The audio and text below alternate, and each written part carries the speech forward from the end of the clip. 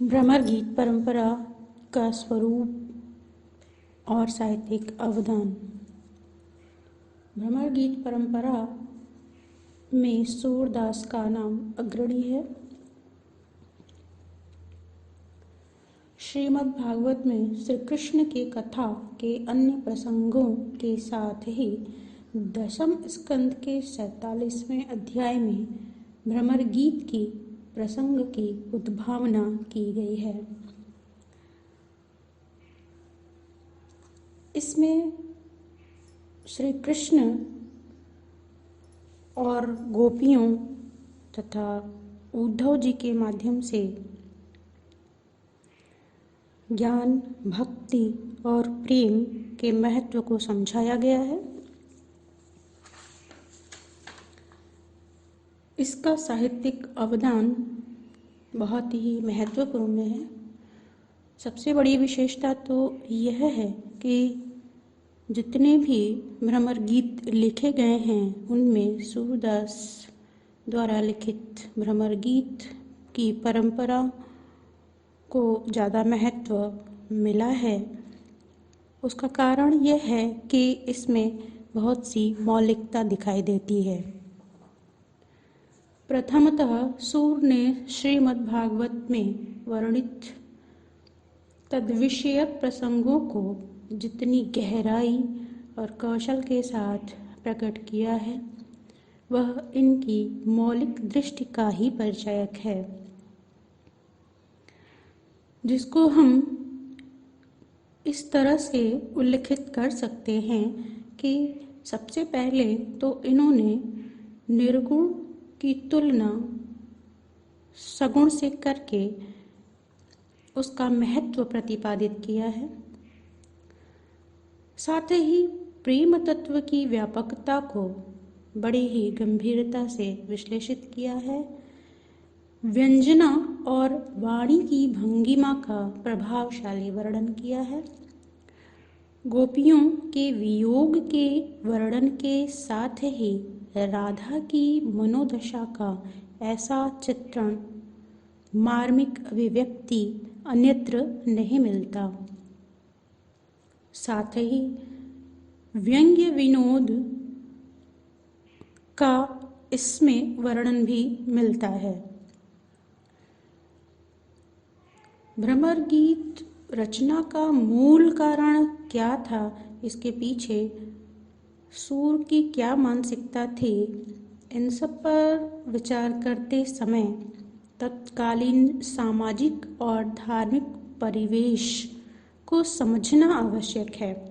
इस संबंध में मध्यकालीन साहित्य के मर्मज्ञ विद्वान आचार्य विश्वनाथ प्रसाद मिश्र ने कहा कि ज्ञान की कोरी वचनावली और योग की थोथी साधनावली का यदि साधारण लोगों में विशेष प्रचार हो तो अव्यवस्था फैलने लगती है।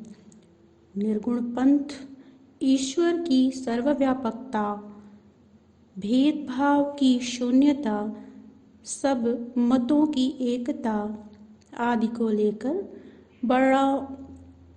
बड़ा ही जिस पर चलकर अपढ़ जनता ज्ञान की अनगढ़ बातें और योग के टेढ़े मेढ़े अभ्यास को सब कुछ मान बैठी तथा दंभ, अहंकार आदि दुर्वृत्तियों से उलझने लगी। ज्ञान का कहरा भी न जानने वाले उसके पारंगत पंडितों से मुंहजोरी करने लगे। इस तरह से वो ये बताना चाहते हैं कि तत्कालीन समय में धर्म और ज्ञान के क्षेत्र में स्थिरता नाम की कोई चीज नहीं रह गई थी। सभी अपनी अपनी बातें कहकर अपना महत्व जताया करते थे। वर्ण व्यवस्था की संकीर्णता और उसकी प्रतिक्रिया सामाजिक एकता और अखंडता को प्रभावित कर रही थी। और सूरदास ने इस बात को समझा।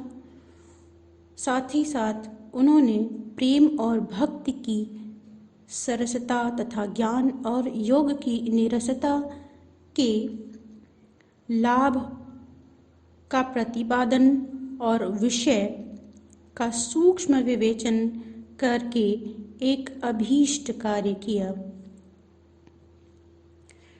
सगुण कवियों में निर्गुण की अपेक्षा सगुण मार्ग का अपेक्षाकृत अधिक गुणगान किया गया।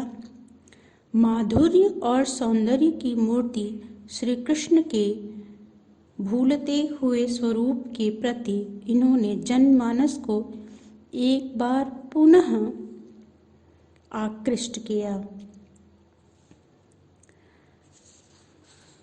भ्रमर गीत इसलिए भी महत्वपूर्ण है क्योंकि यह हिंदी साहित्य में विलक्षण निधि के रूप में जाना जाता है। विशेष रूप से सूर हिंदी साहित्य में अपनी व्यंग्य गर्भित शैली, वाणी की भंगिमा अर्थात अपने वक्रोक्ति विधान के कारण प्रसिद्ध हैं। सूर ने भागवत के आधार पर भ्रमर गीत के जिन अंशों का भक्षण किया वह व्यंजना का चमत्कार है। सूर का कथन निर्गुण कौन देश को बासी निश्चित रूप से यह बहुत प्रभावित करती है।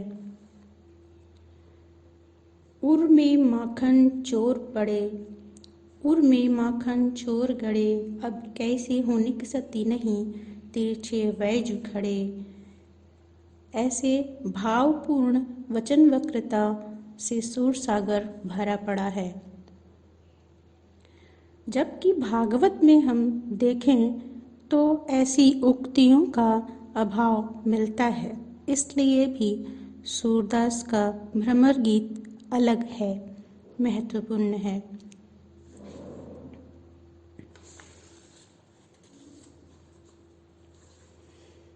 सूरदास के भ्रमर गीत में जो वर्णन है, वक्रोक्ति है, गोपियों की वचन वक्रता है, वो भाव विह्वल कर देने वाली है। ज्ञान की महत्ता ही सब कुछ नहीं होती, प्रेम भी महत्वपूर्ण होता है। इस बात को सूरदास ने बहुत ही अच्छी तरह से विश्लेषित किया है।